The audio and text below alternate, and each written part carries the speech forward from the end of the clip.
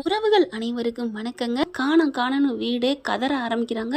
கோமதி எங்கே போனா, ஃபோனும் எடுக்க மாட்டேங்கிறாளே அப்படின்ட்டு. இதுக்கெல்லாம் காரணம் ஆத்தாக்காரி தான். கோமதி ஃபோனை வச்சுட்டு மீனா கூட கோயிலுக்கு போயிடுறாங்க. அதை சைலண்டில் போட்டு ஒரு பானைக்கில் போட்டு மூடி வச்சிடறாங்க. அதாவது டிஃபன் பாக்ஸுக்குள்ளே. இங்கே தேடுறாங்க. ஐயோ அம்மா எங்கே போச்சுன்னு தெரியலையே. ஐயோ அப்பா பேசாதனால தான் அம்மா கோச்சிட்டு போயிடுச்சோ. பாண்டியன் கரெக்டாக வர்றாரு. என்ன எல்லாரும் கையமையன்னு தெரியுங்க, என்ன என்ன அப்படிங்கிற. மாப்பிள்ளை என் பிள்ளைய காணும் மாப்பிள்ளை. என்னத்தை சொல்கிறீங்க? ஆமாம் கோமதியை காணுமே, நான் என்ன பண்ணுவேன், எங்கே போனான்னு தெரியலையே. ஐயோ நேற்று நான் கொஞ்சம் கோமா பேசிட்டேன், அதனால தானா அப்படிங்கிற. பாவம் மாப்பிள்ளை, நீங்களே கதின்னு வந்தவ, நம்பி உங்களை வந்தவ, அவள் ஏதோ தெரியாமல் தப்பு பண்ணிட்டா. அதுக்காண்டி அவள் தப்பு பண்ணதில்ல, இப்போ என்ன நல்லாமே போச்சு, என் பேத்தியும் என் பேரனும் நல்லா தானே இருக்கிறாங்க அப்படின்னு இங்கே கிளம்பி சொல்ல, இங்கே பார்த்தா கதிர் ராஜி வந்துடுறாங்க. என்ன அப்பத்தா சொல்கிற அப்படின்னு சொல்லிட்டு ராஜி, ஐயோ என் அத்தை என்னால் போயிடுச்சே மாமா, நீங்கள் தான் எல்லாத்துக்கும் காரணம், இப்போ நான் இந்த வீட்டில் இருக்க மாட்டேன், நான் போகிறேன். ஐயோ ஏப்பா நீ வேற, இப்போ கோமதி எங்கே போயிட்டா ஐயோ அப்படின்னு சொல்லிட்டு ஒவ்வொரு இடத்துக்காக ஃப்ரெண்ட்ஸுகள் கேட்குறாங்க. கோமதி இங்கே வந்தாளா, கோமதி இங்கே வந்தாளா அப்படின்னு சொல்லிட்டு, டே கதிர் சரவணா கிளம்புங்கடா, நீ அங்கேயே போங்கடா, நீங்கள் கோயிலுக்கு போங்கடா, அங்கே நீ குளத்துக்கு போடா அப்படின்னு துடிக்கிறாரு. மாப்பிள்ளை நல்லா தான் துடிக்கிறாரு. இதுக்கு தானே ஆசைப்பட்டேன், துடி துடி, பரவாயில்ல, அப்போ பாசம் இருக்க தான் செய்யுது, பரவாயில்ல அப்படிங்கல. அத்தை அத்தை எனக்கு கோமதி இல்லாமல் எனக்கு வாழ்க்கை இல்லை அத்தை, நான் சும்மா அவன் மேலே கோவமாக இருந்தேன், மற்றபடி அவள் எனக்காக எவ்வளோ தியாகம் பண்ணவ, நான் கிளம்புறேன் அப்படின்னு சொல்லிட்டு அங்கேயும் தேடுறாங்க. இது பாருங்க உட்காந்துருக்கு, அரசி பார்க்குது. அது பக்கத்தில் அக்கம் பக்கம் போய் கேட்டுட்டு வருது. ஏமாச்சி உங்கள் வீட்டுக்கு இதுக்கு அம்மா போயிருக்குமா? ஆட நீ வேற, சுட்டு போட்டாலும் அங்கே போவாளா என்ன, அதுவும் நான் இருந்தால் கூட பரவாயில்ல, நான் இங்கே இருக்கேன், போக மாட்டா அப்படிங்கிறாங்க. இவங்க எல்லாரும் தேடுற பார்த்துட்டு ராஜியோட அம்மாவும் சித்தியும் வெளியில் வந்து எட்டி பார்க்குறாங்க. அவன் சக்திவேல் இல்லைங்கவும், என்னம்மா என்னாச்சு, எல்லாம் குயமையன் அறக்க பறக்க ஓடுறீங்க, அடியே ஏண்டி கேட்குற, என் புள்ள கோமதியை காணண்டி. என்னது கோமதியை காணுமா, எங்கே போயிட்டா தெரியலையே, இந்த பாவி பரப்பேன் மருமவே பேச மாட்டேங்கிறேன், கட்டின புருஷன் பேசலன்னா எப்படி இருக்கும் அப்படின்னு சொல்ல, ஐயோ நானும் தெரிஞ்சவங்கிட்ட சொல்லி கேட்க சொல்கிறேன், தேடுறேன் அப்படின்னு சொல்லிட்டு அவங்களும் சொல்லிட்டு, நாங்கள் நிற்கவா வேணாமா அப்படிங்கிற. முத்துவேல் சத்திவேல் வர, ஐயோ வராங்களே அம்மா நாங்கள் கிளம்புறோம் அத்தை, நாங்கள் கிளம்புறோம் அப்படின்னு சொல்லிட்டு கரெக்டாக முத்துவேல் சத்திவேல் உள்ளார போகல. இதுங்க ரெண்டு போகுதுங்க.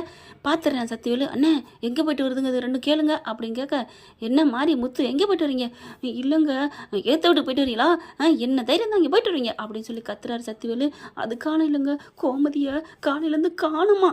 எனது காணுமா, கோமதி காணணும்னு டக்குன்னு கிளுக்குன்னு ஒரு மனசுக்குள்ள ஒரு மாதிரி ஆகுது முத்துவேலுக்கு. சத்திவேல் பார்க்குறேன், வானா போயிட்டு போகுது, என்னம்மா பேசுனுச்சு அப்படிங்கிற. டே சத்திவேலு இப்படிலாம் பேசாதடா. அப்புறம் என்ன முத்து, என்ன மாதிரி என்ன சொல்கிற? ஆமாம் அப்படிங்கிறாங்க.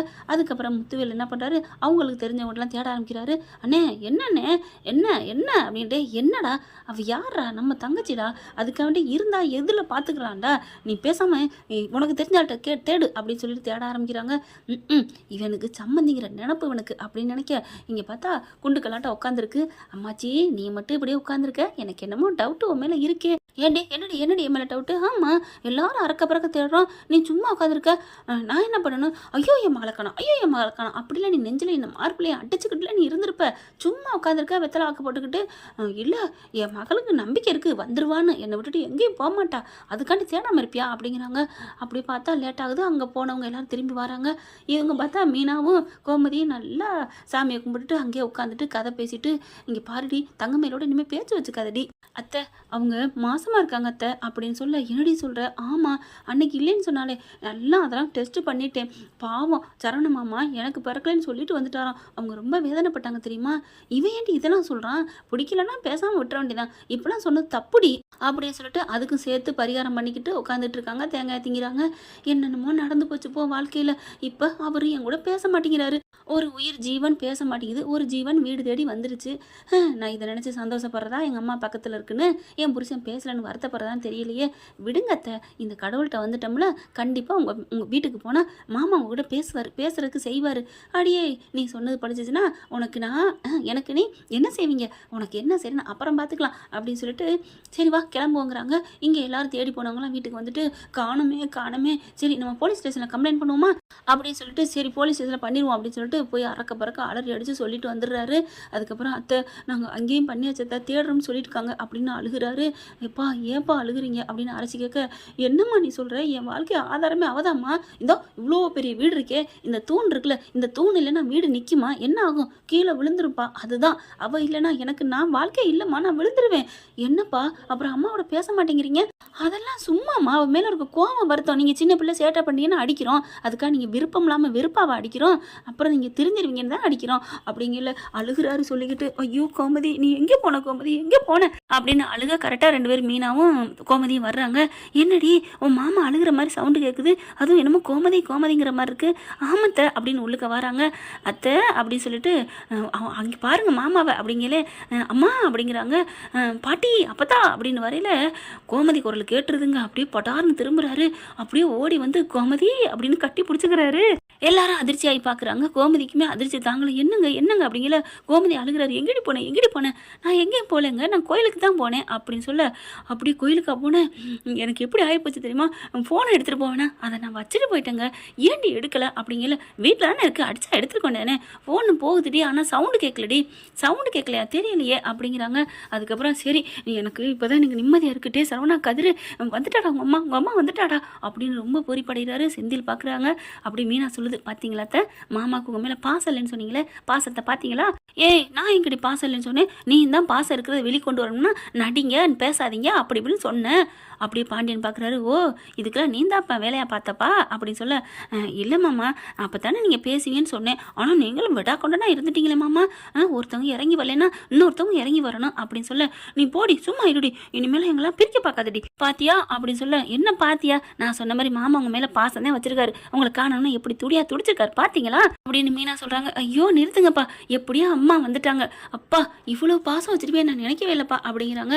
கதிர வராரு. அப்பா என்ன பாசம் அம்மா, நீனும் வேற ஆள்மா, வேற லெவலு அப்படிங்கிறாங்க.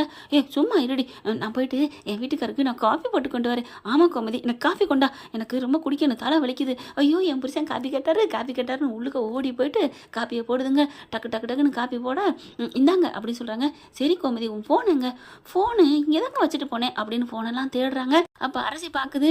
ஏன் பார்த்தா நீ அம்மா ஃபோனை வச்சுருந்த மாதிரி தெரிஞ்சிச்சு அம்மாச்சி அப்படிங்கல, இல்லையே நான் பார்க்கலையே, அவள் எங்கேயாவது அடுப்படியிலேருந்து வச்சுட்டு போயிருப்பா.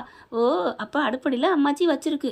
நீ சும்மா இரு அம்மாச்சி அப்படின்னு சொல்லிட்டு வா வந்து மரியாதை எடு அப்படின்னு சொல்ல, அப்படின்னு டப்பாக்குலேருந்து எடுக்குது.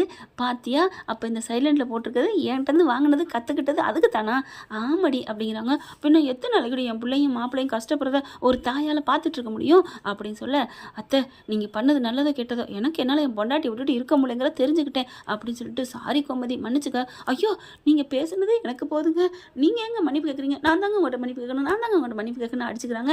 அப்படிலாம் அடிச்சுக்காத என்ன மன்னிச்சிருங்கன்னு காலில் விழுகிறாங்க. காலிலெல்லாம் விழுக வேணாம், நீ பண்ண காரியம் நல்ல மருமகளை வீட்டுக்கு கூட்டி வந்திருக்க, இதில் என்ன இருக்குது, ஏண்டா கதிரு உனக்கு உன் பொண்டாட்டியை பிடிச்சிருக்கா இல்லையா, ஐயோ என்னப்பா நீங்கள், என் பொண்டாட்டி எனக்கு உயிர் இல்லையா, பார்த்தியா நல்ல விஷயம் தான் பண்ணியிருக்க விடு அப்படிங்கிறாங்க. என்னம்மா ராஜி உனக்கு, எனக்கு அப்படிங்கிற, என்ன எனக்கு நீ இழுக்கிற, என்ன உனக்கு பிடிக்கும் தானே, பிடிக்கும் தான், ஆனாலும் என்னம்மா நீ வாம்மா நீ எதுவும் சொல்லிடாது அப்படின்னு வாயை புத்தி ராஜி இழுத்துக்கிட்டு போயிடுறாரு ரூமுக்குள்ளே. அப்படியே எல்லாரும் சிரிக்கிறாங்க. என்ன ஃப்ரெண்ட் இப்படி பண்ண நல்லா தானே இருக்கும், பார்க்கலாம். தேங்க்யூ. இந்த வீடியோ உங்களுக்கு பிடிச்சிருந்தா தயவு செய்து லைக் பண்ணுங்க. இன்னும் அப்டேட்ஸ்க்காக சேனலை சப்ஸ்கிரைப் பண்ண மறக்காதீங்க. நம்ம கிட்ட இருக்க எல்லா சேனல்ஸோட லேட்டஸ்ட் வீடியோ அப்டேட்ஸ்க்காக மேல ரைட் சைடுல காட்டுற லிங்கை கிளிக் பண்ணி வாட்ஸ்அப் குரூப்ல ஜாயின் பண்ணுங்க. உங்களிடம் விடைபெறுவது நான் உங்கள் மெஹர்.